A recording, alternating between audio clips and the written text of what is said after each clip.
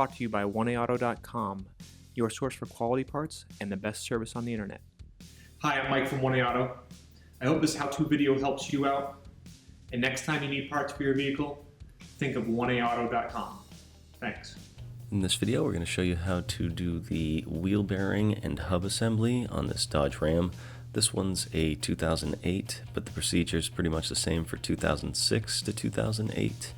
And you'll need a new assembly from oneaauto.com, 18 to 35 millimeter sockets with a ratchet and extensions, breaker bar, hooked pick, bungee cord or mechanics wire, a pry bar, hammer, flat blade screwdriver, a file, torque wrench, and jack stands. With the vehicle on the ground, using a 22 millimeter socket and a breaker bar, break the lug nuts for your wheel loose. These chrome lug nuts tend to be swollen, so make sure your socket's on there good.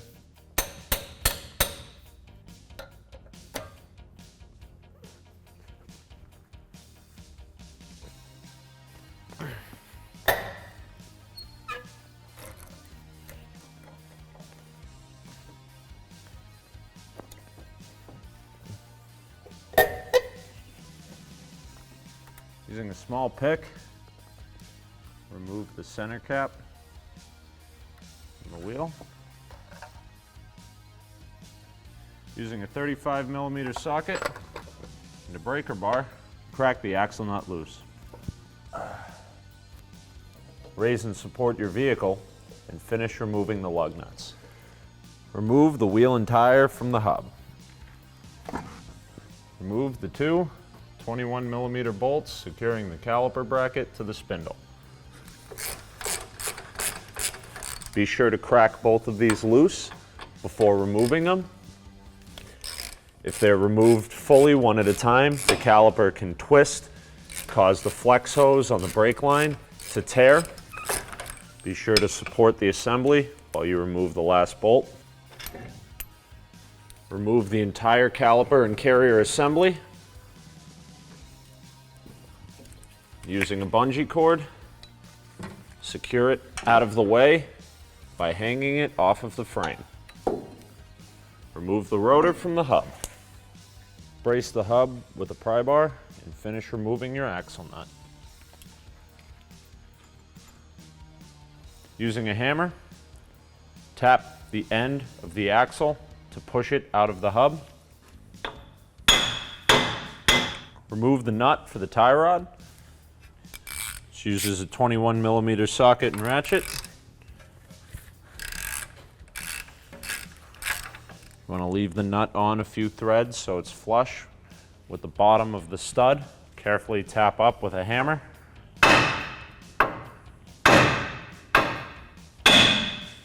Remove the nut.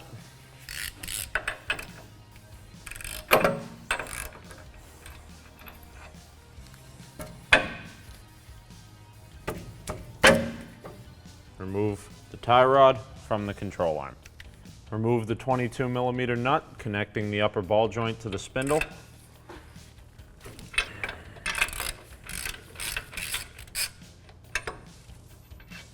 Tap the front of the knuckle right where the ball joint comes through with a hammer to release it. Careful not to hit it too hard because this is aluminum and it could crack.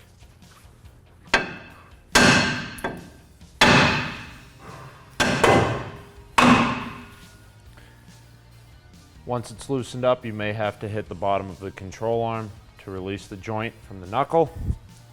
Using a flat blade screwdriver, release the tab on the connector for the ABS sensor. Push down and release the connector.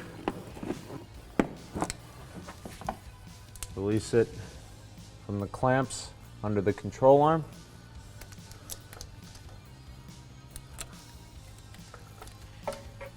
Pull down on the spindle or push up on the upper control arm to separate them and remove the axle shaft from the wheel bearing. Move the axle shaft so it's out of the way. Remove the ABS sensor from the retainer on the spindle and allow it to hang off to the side. Using an 18 millimeter socket and a breaker bar, break the 3 18mm bolts holding the hub in. Finish removing them with a ratchet.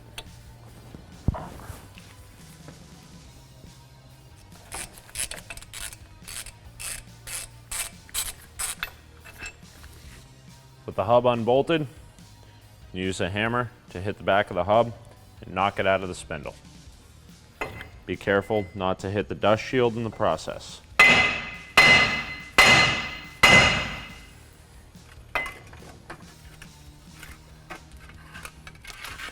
Separate the wiring from the dust shield. Here we have our old part that we removed from the truck and our new part from 1A Auto. As you can see, we have the same bolt pattern, comes with new studs. We have the same splines where our CV axle is going to go in. We have the same ABS sensor, same wiring harness, and the same 3-bolt pattern to bolt into our spindle. Using a file, clean the surface, both where the hub mounts to the face of the spindle and where it sits inside the bore of the spindle. Be sure that the spindle is free of burrs, corrosion, or anything else that's going to impede the hub seating into the spindle properly.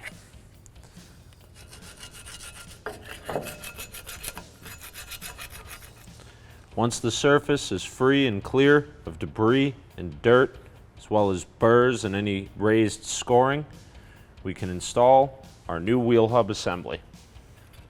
Send your ABS wiring back through the dust shield. Be sure that the sensor lines up with the slot in the dust shield. If necessary, it is okay to line up the splines in the CV axle for now. While we start the hub in, start a bolt by hand.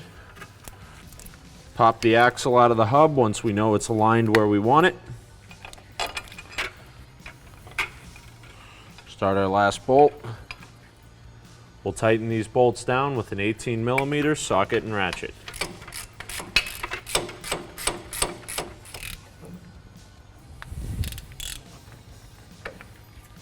Torque the bolts to 120 foot-pounds.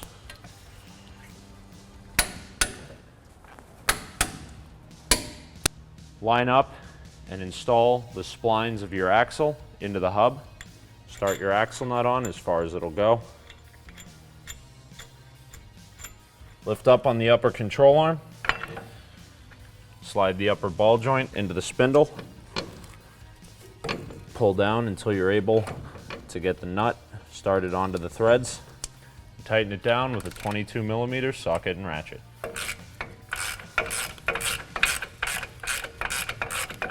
Torque the upper ball joint to 40 foot-pounds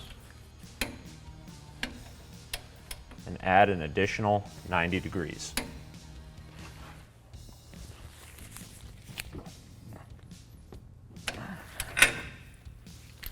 Reinstall the tie rod into the spindle.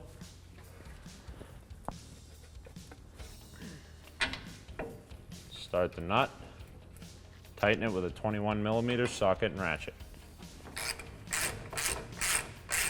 Torque the tie rod to 45 foot-pounds.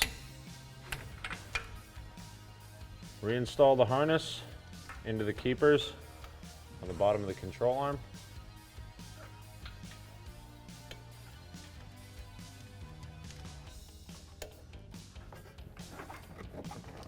Reinstall the connector. Push down on the safety tab. Reinstall the rotor onto the hub. Make sure that you don't twist the line on your brake hose. Reinstall the caliper carrier assembly onto the rotor and start the bolts on the back side. Tighten the bolts down with a 21mm socket and ratchet. Torque the caliper bolts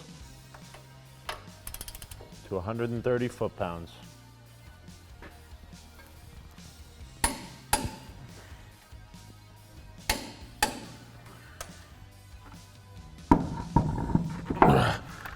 Reinstall your wheel and tire onto the vehicle. Start the lug nuts with the 22mm socket. Get all the lug nuts as tight as you can in the air, then lower the vehicle. After tightening your axle nut, torque it to 185 foot-pounds.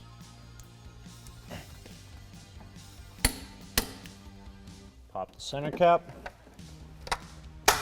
back into place. Torque your lug nuts to 135 foot-pounds in a cross pattern.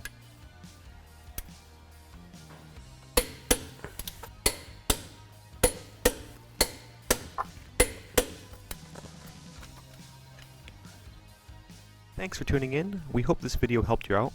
Next time you need parts for your car, please visit 1aauto.com. Also check out our other helpful how-to as well as diagnosis videos.